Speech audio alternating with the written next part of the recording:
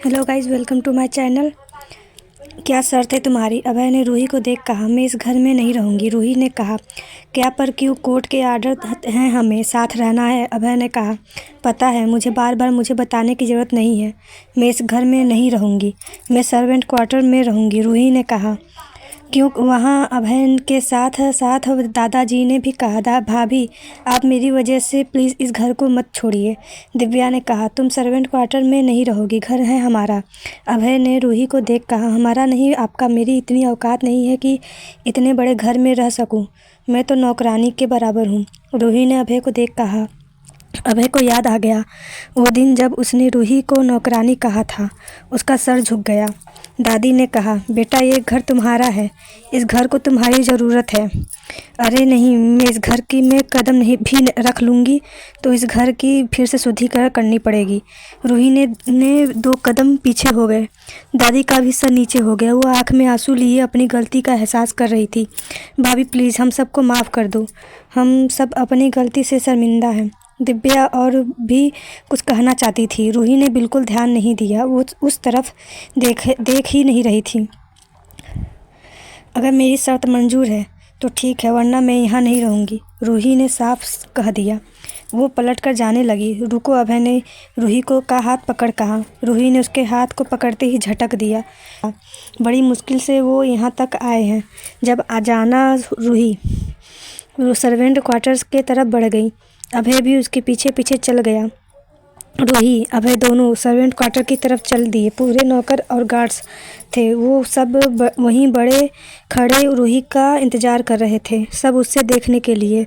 आप आ गई मैडम की छोटी सी बेटी रूही को देख उसके पैर पर लटक कर कहा। ये वही बच्ची थी जब वो इस घर में आई थी, तब वो सर्वेंट क्वार्टर में गई थी, तब वो मिली थी। रूही ने उस बच्ची को बड़े प्यार से गोद में उठा लिया। हाँ बेटा, रूही ने बच्ची के बिना ये घर बिल्कुल सूना है। अब आप यहाँ से कभी मत जाना, दूसरी मर्द ने कहा। रूही ने उनको कोई जवाब नहीं दिया तो वो सब बस शांत। रूही ने उनका कोई जवाब नहीं दिया, वो बस शांति से खड़ी थी। यहाँ पर कोई रूम खाली है? रूही ने मैड से पूछा। जी मैडम, यहाँ पर ऊपर वाला रूम खाली है, मैड ने कहा। उसे लगा कोई नया नौकर आने वाला है। ठीक है, रूही ने कहा। बच्ची को वहीं उतारा, हम बाद में खेलेंगे, अभी मुझे फ्रेश होना है। रूही ने बच्ची के गालों पर किस कर कहा। ओके, बच्ची ने भी रूही के गाल पर किस कर कहा। रूही ऊपर जाने लगी। मैडम आप ऊपर क्यों जा रही हो? मैड ने पूछा। मैं जब तक यहाँ हूँ यहीं रहूँगी, रूही ने मैड से कहा। मैं जब तक यहाँ हूँ यहीं रहूँगी, रूही ने मैड से कहा। पर मैडम आप हमारे साथ, मैड ने हिचकिचाते हुए कहा। क्यों, मैं यहाँ नहीं रह सकती? रूही ने कहा। नहीं मैडम, वो बात नहीं है, आप यहाँ कैसे रहेंगी? मैड ने कहा। मैं रह लूँगी। रूही सीढ़ियाँ चढ़ ऊपर चली गई। अभय रूही को देख रहा था। कितने सारे लोग उससे प्यार करते थे, कितने लोग उसे पूछते थे, सर मैडम इधर कैसे रहेंगी? मैड ने अभय से कहा, कुछ दिन यहीं रहने दो, वो जब गुस्सा शांत हो जाएगा वो ठीक हो जाएगी, तब मैं उसे ले जाऊंगा, अभय ने मैड से कहा। मैड भी समझ गई रूही गुस्सा है। रूही रूम का गेट खोल अंदर आई। रूम पूरा साफ सुथरा था। छोटा सा सिंगल सीट बेड, अलमारी, लकड़ी की पानी का फिल्टर, छोटी सी किचन और वॉशरूम का था। छोटा सा एसी भी लगा था। एक टेबल, 2 चेयर भी थे, एक छोटा सा स्टूल। आर्यन विला के नौकरों बच्चों को स्कूल में फ्री पढ़ाई से लेकर खाना पीना रहना सब फ्री था। बस उनसे एक ही उम्मीद थी कि वो लॉयल रहें उनके लिए, और सारे लोग आर्यन फैमिली के लिए लॉयल भी थे। रूही ने रूम को देख अपना फ़ोन निकाला और जीवन को फ़ोन कर कहा, मेरा सामान आर्यन विला पहुंचा देना। ओके मैम, भी जीवन ने कहा, और कल मुझे यहाँ ऑफिस लेने आ जाना, रूही ने ऑर्डर दे कहा। जी मैम, जीवन ने कहा। मैम मेड गेट पर खड़ी हुई बोली, मैं फ़ोन रखती हूँ। रूही ने जीवन से कहा। फ़ोन रख दिया। बोलिए, रूही ने मेड से कहा। मैम मैं रूम की साफ़ सफाई करने आई हूँ। मेड ने कहा, ये सब मुझे दे दीजिए, मैं कर लूँगी। रूही ने मेड के हाथ से झाड़ू और पोछा लेते हुए कहा। नहीं मैम प्लीज़, हम कर देंगे ना, मेड ने कहा। रूही को इतना कहते देखा तो हाँ में सर हिला दिया। मेड ने जल्दी जल्दी पूरे रूम में झाड़ू पोछा किया, बेड पर गद्दा डाला, तकिए रखे, नई अच्छी बेड शीट डाली, खिड़की खोल पर्दे डाले, पूरा रूम चमका दिया। किचन में सारा सामान लगा अलग कर नया सामान मंगवा कर अच्छे से सजा दिया। मेड सारा काम हो गई, पर जाते जाते वो कह गई, कुछ ज़रूरत हो तो बस आवाज़ दे देना, मैं आ जाऊंगी। रूही ने उनकी बात सुन स्माइल कर दी। रूही ने गेट लगा लिया। जीवन ने किसी से कहकर रूही का सामान भिजवा दिया।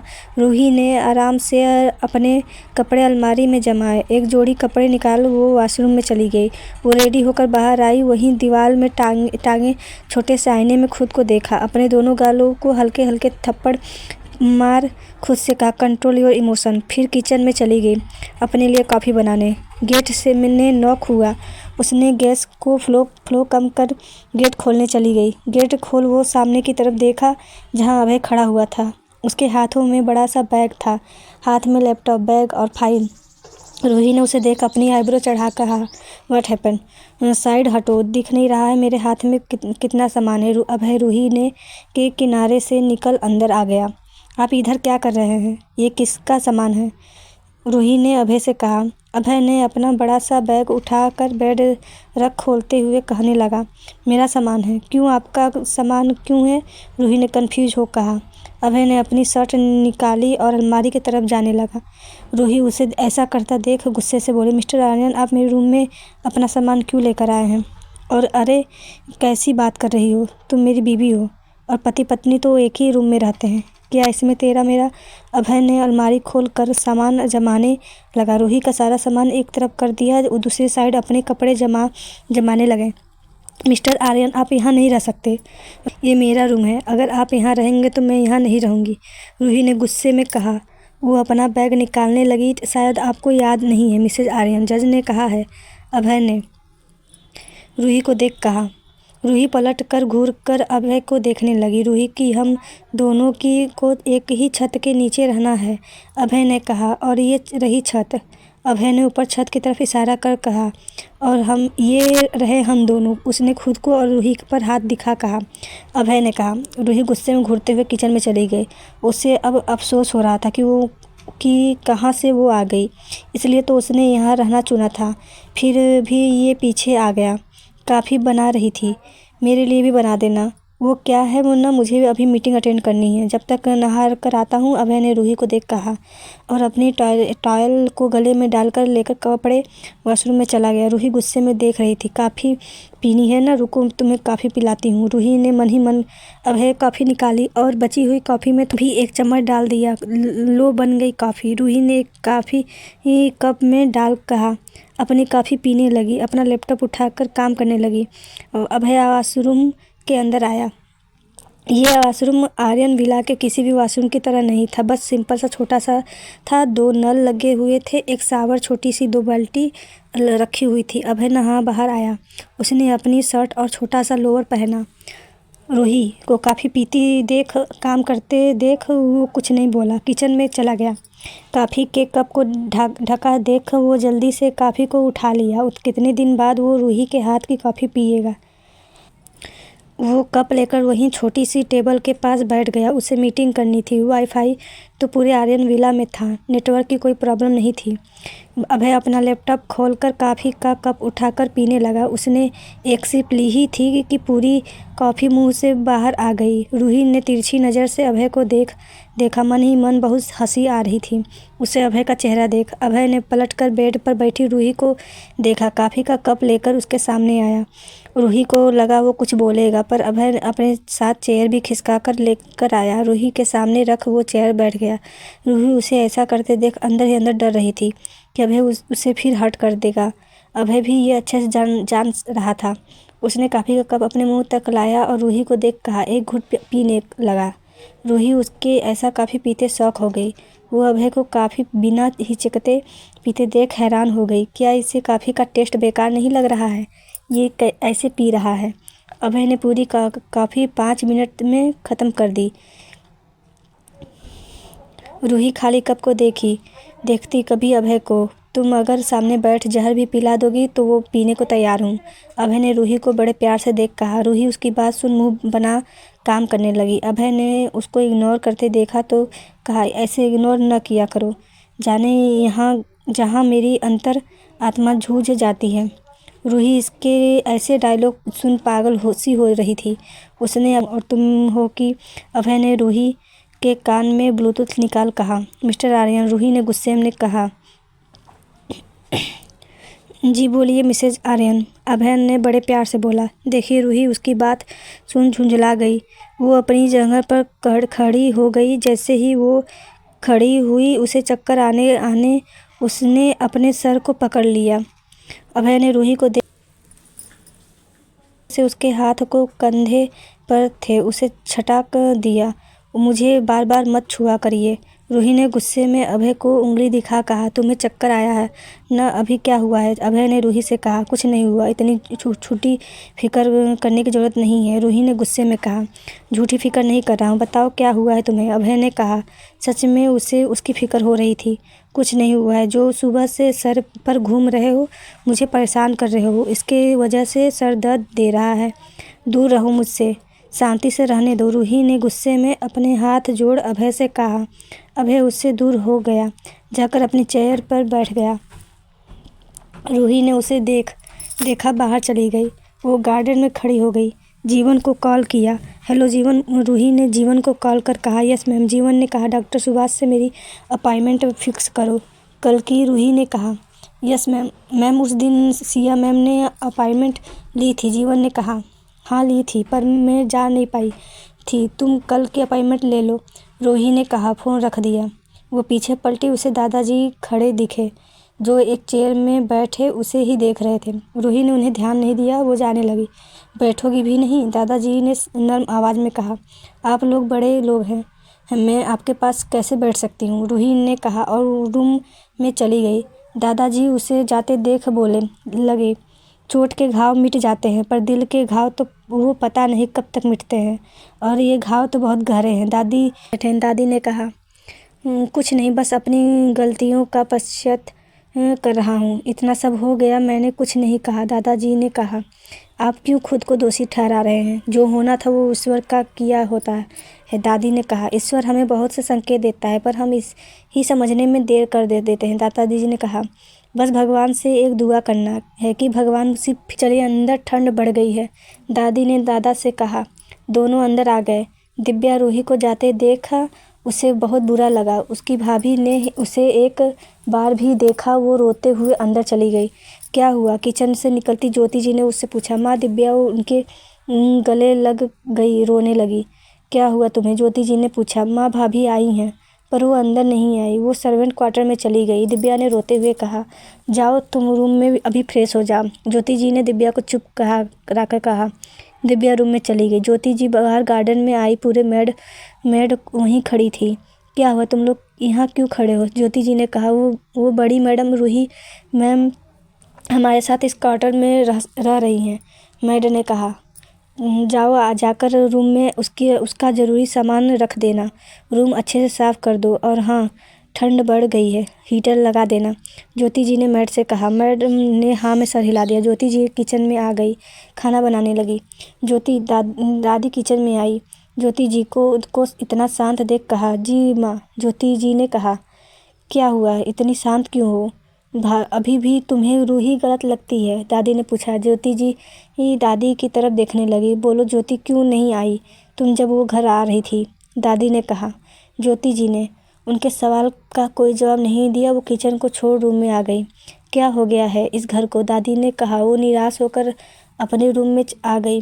क्या हुआ है? ऐसे क्यों मुँह लटकाकर आ गई हो? दादाजी बेड पर बैठे दादी को देख कहा। पता नहीं, इस घर को किसी की नज़र लग गई है। कोई वो किसी से कुछ कहना ही नहीं चाहता। ज्योति से पूछा। वो दादाजी कुछ सोचने लगे। मैं बात करता हूँ उससे, दादाजी ने कहा। रूही रूम में आई। अभय अपने लैपटॉप पर काम कर रहा था। उसे बार बार हिचकी आ रही थी। रूही अच्छे जानती थी कि अभय का वो मिर्ची से ज़्यादा प्रॉब्लम है। वो ज़्यादा मिर्च वाला खाना भी नहीं खाता। रूही ने उसे देख किचन में पानी ले आई। उसकी टेबल में रख पानी पी लो, रूही ने कहा। अभय उसे देखने लगा। रूही ने उसे खुद को देखता पाकर। मेरा सर में ऑलरेडी बहुत दर्द हो रहा है, प्लीज़ अपनी इन हिचकियों से मेरा और सर मत दर्द कराओ। वो बोल वहाँ से बेड पर बैठ गई। अभय रूही को देख उसकी बात सुन पानी पी लिया। लैपटॉप में काम करने लगा। रूही भी अपना काम करने लगी। गेट नॉक हुआ। अभय ने रूही को देखा जो लैपटॉप पर काम कर रही थी और कानों में ब्लूटूथ लगे थे। जाहिर सी बात है उसे सुनाई कुछ दिया न हो। अभय उठकर गेट खोला। सामने मेड खड़ी थी। उसने खाने की ट्रॉली पकड़ी हुई थी। सर खाना, मेड ने कहा। अभय ने पलटकर रूही को देखा। ट्रॉली को अंदर ले लिया, गेट को लगा दिया। रूही के सामने आकर कहा, खाना खा लो। रूही तो अपने ही मन में ही मगन थी। अभय ने उसके सामने हाथ हिला दिया। रूही ने सर ऊपर कर उसे देखा। अपने ब्लूटूथ निकाल कहा, क्या है, खाना खा लो। अभय ने ट्रॉली की तरफ इशारा कर कहा, भूख नहीं है। रूही ने ट्रॉली को देखा, फिर उसे अभय को देखा। कहा, तुमने सुबह से कुछ नहीं खाया, अभी खा लो कुछ। अभय खाने को प्लेट लगाते हुए कहा, ज़रूरत नहीं, इतनी फ़िक्र की आपकी फ़िक्र मुझे हजम नहीं होती है। रूही ने अपना लैपटॉप बंद कर बेड से खड़े हो कहा। अभय रूही की तरफ देख प्लेट सामने कर दिया। ये लो, खाना खा लो। नाराज़गी मुझसे है, खाने से मैं क्यों निकाल रही हो? अभय ने कहा, आपका खाना मैं कैसे खा सकती हूँ? मेरी कहाँ इतनी औकात है कि मैं आपके साथ खाना खाऊं? मैं अपना खाना खुद बना लूँगी। रूही ने किचन में चली जाती है। अभय ने रूही को देखा, अपना सर पकड़ बैठ गया। उससे तो समझ ही नहीं आ रहा था कि वो कैसे बात करे रूही से। ऐसे तो वो बस दिन भर उसे ताने देती रहेगी। कल से बना लेना खाना। क्या अभी ये खाना फेंकोगी क्या? अभय ने रूही को किचन में बर्तन ढूंढते देखा तो कहा। रूही ने खाने की प्लेट को देखा। भूख तो लगी थी बहुत तेज। और रूही ने खाने की प्लेट को देखा। भूख तो लगी थी बहुत तेज। और अभय ने भी सही ही कहा, सबने भी अब खाना खा ही लिया था। अब फ़ोन ये खाना खाएगा। रूही ने अभय को बिना देखे कहा, कल से मेरे लिए खाना मत मंगाना, मैं अपना खाना खुद बना लूँगी। हाँ बाबा, नहीं मंगवाऊँगा, कल से तुम मेरे लिए भी बना देना। अभय ने अपनी प्लेट में खाना रख कहा। रूही उसे घूरने लगी। अच्छा बाबा, मैं खुद बना लूँगा हमारा खाना। अभय ने उसे घूरते हुए देखा तो कहा। दोनों ने खाना खाया। अभय रूही को खाता देख मन ही मन सोच रहा था, कितने दिन बाद तुम्हें अपने सामने ऐसे देख रहा हूँ। रूही ने अपना खाना खाया, बर्तन धुले, बेड पर जाने लगी। अब परेशानी से ये थी कि सोएंगे कैसे, क्योंकि ये तो सिंगल सीटर बेड है। अभय ने रूही को बेड को देखा तो कहा, तुम बेड पर आराम से सो जाओ, मैं नीचे यहाँ बिछा लूँगा। अभय ने कहा और वहाँ पर रखी मैट को बिछा लिया। टॉवेल को तकिया बना सर पर लिया। रूही लाइट ऑफ कर दी। जब खुद ही मेरे साथ रहने का डिसीजन लिया है तो सो फिर पर उसे क्या पता था। अभय को पीठ में तो जलन के कारण अच्छे से सो भी नहीं पा रहा था वो। अभय बार बार करवट बदल रहा था। उसकी शर्ट पीछे से गले में चिपक गई थी। अभय की कसकर आंख बंद कर लेटा रहा। उसे अब जल रहा था। रूही को नींद ही नहीं आ रही थी। उसने लाइट ऑन की। अभय को देखा जो करवट लेकर आंख बंद कर लेटा हुआ था। रूही ने अपना पर्स निकाल कर उससे से एक गोली निकाल कर खा ली। पानी पीकर फिर बेड पर लेट गई। थोड़ी ही देर में उसे नींद भी आ गई, पर अभय तो सो ही नहीं पा रहा था। वो जैसे तैसे उसकी रात गुजार ही गई। अभय की नींद सुबह जल्दी ही खुल गई, या ये कहें कि वो सोया ही नहीं था। उसने नहाकर फ्रेश होकर किचन में कॉफ़ी और नाश्ता बना रख दिया था। रूही सो रही थी, उसको देखा। फिर घड़ी में टाइम को अभी 8 भी बज रहे थे। उसने रूही के माथे पर किस किया और लैपटॉप बैग उठाकर बाहर निकल गया। जाते जाते वो मेड को कह गया, जब रूही उठे उसे नाश्ता गर्म कर देना। रूही की नींद 9:30 बजे खुली जब उसका फ़ोन बजा। हेलो। रूही ने बिना देखे फ़ोन उठा लिया। मैम, आप अभी तक सो रही हैं? डॉक्टर सुभाष से अपॉइंटमेंट ले ली है और आज सक्षम सर का कार्निवल है, हमें वहाँ जाना है, जीवन ने कहा। Oh shit. रूही जल्दी से उठ गई। हाँ बस मैं 15 मिनट में रेडी होकर आती हूँ, तुम मुझे पिक करने आना, रूही ने कहा। फ़ोन रख दिया।